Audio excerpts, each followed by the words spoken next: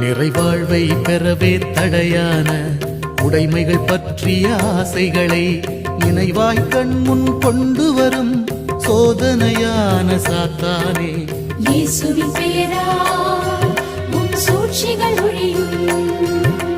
அந்தோணியாரின் திரு ஜெபத்தால் மடியும். இயேசுவின் பெயரால் உன் சூழ்ச்சிகள் ஒழியும். பெரிய அந்தோணியாரின் திரு ஜெபத்தால் மடியும்.